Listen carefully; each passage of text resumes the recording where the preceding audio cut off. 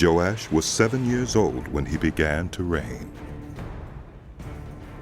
In the 7th year of Jehu, Joash became king, and he reigned in Jerusalem 40 years. His mother's name was Zibiah. She was from Beersheba. Joash did what was right in the eyes of the Lord all the years Jehoiada the priest instructed him.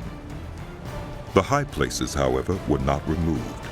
The people continued to offer sacrifices and burn incense there. Joash said to the priests, "Collect all the money that is brought as sacred offerings to the temple of the Lord. The money collected in the census, the money received from personal vows, and the money brought voluntarily to the temple. Let every priest receive the money from one of the treasurers. Then use it to repair whatever damage is found in the temple." But by the 23rd year of King Joash, the priests still had not repaired the temple. Therefore King Joash summoned Jehoiada the priest and the other priests and asked them, "Why aren't you repairing the damage done to the temple? Take no more money from your treasurers, but hand it over for repairing the temple." The priests agreed that they would not collect any more money from the people and that they would not repair the temple themselves. Jehoiada the priest took a chest and bored a hole in its lid. He placed it beside the altar on the right side as one enters the temple of the Lord. The priests who guarded the entrance put into the chest all the money that was brought to the temple of the Lord. Whenever they saw that there was a large amount of money in the chest, the royal secretary and the high priest came, counted the money that had been brought into the temple of the Lord, and put it into bags. When the amount had been determined, they gave the money to the men appointed to supervise the work on the temple. With it, they paid those who worked on the temple of the Lord, the carpenters and builders, the masons and stone cutters.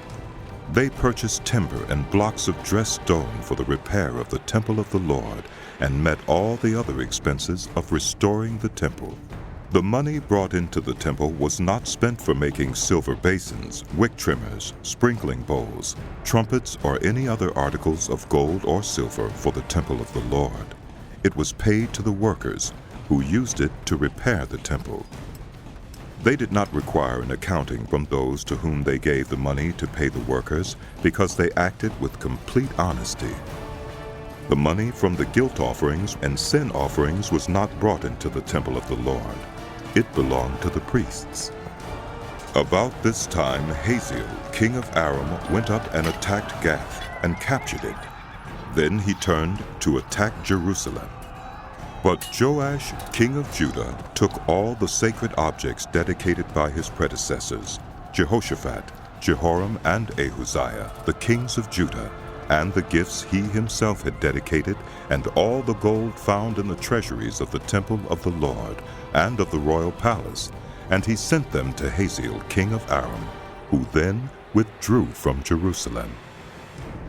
As for the other events of the reign of Joash, and all he did, are they not written in the book of the annals of the kings of Judah? His officials conspired against him and assassinated him at Beth Millo on the road down to Silla. The officials who murdered him were Jozabad, son of Shimeath, and Jehozabad, son of Shomer. He died and was buried with his ancestors in the city of David, and Amaziah, his son, succeeded him as king.